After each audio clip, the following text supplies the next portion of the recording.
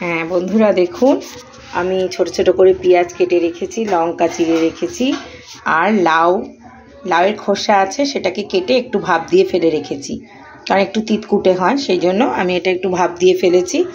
এবার আমি আলু পাতলা পাতলা করে কুটে রেখেছি, এটা আমি কালো জিরে কাঁচা লঙ্কা দিয়ে ফ্রাই করব। দেখুন কড়াইতে আমি তেল দিচ্ছি,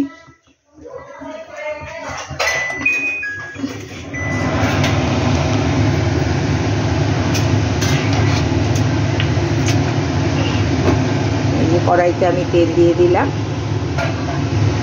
অল্প পরিমাণ।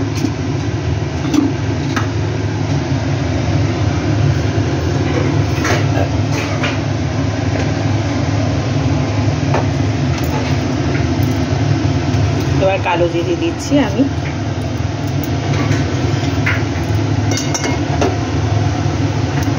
কালো জিরে দিয়ে দিলাম। এবার আমি কাঁচা লঙ্কাগুলো দিয়ে দিচ্ছি,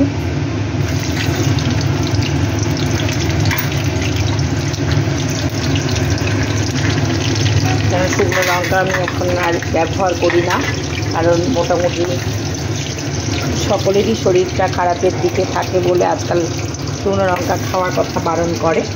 যাই হোক, এবার আমি পেঁয়াজ দিয়ে দিচ্ছি,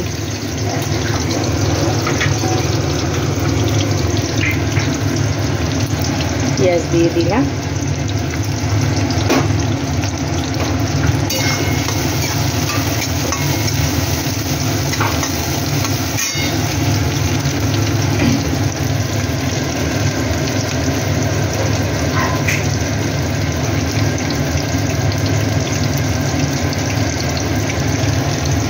এবার আমি আলুটা দিয়ে দেবো, আলু কেটে রাখাটা এর মধ্যে দিয়ে দিলাম।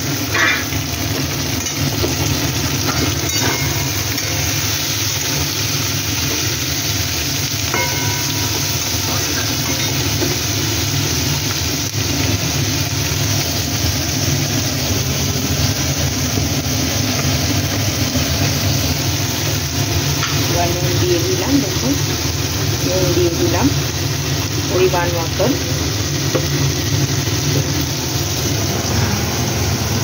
এবার এই কেটে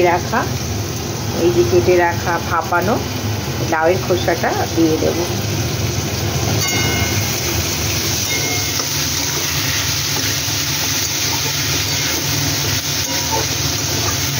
কেটে রাখা লাউয়ের খোসাটা আমি দিয়ে দেবো। এই লাউয়ের খোসাটা এবার দিয়ে দিলাম।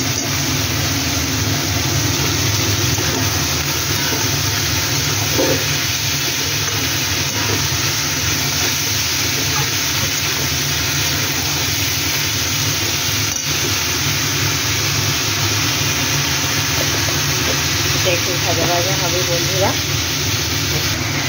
দেখুন অল্প করে হলুদ গুঁড়ো দিয়ে দিয়েছি, এবার এটা আমি নাড়ছি। এটা একটু ভাজা ভাজা হবে বন্ধুরা, রুটি দিয়ে ভাত দিয়েও ভালো লাগবে এটা। আরেকদিন লাউয়ের খোসা কাটবো, আপনাদের দেখাবো। আজকে আমার একটু ভাজা খাওয়ার ইচ্ছা হয়েছে, সেই জন্য পেঁয়াজ দিয়ে আলু দিয়ে এটা ভাজা ভাজা করছি।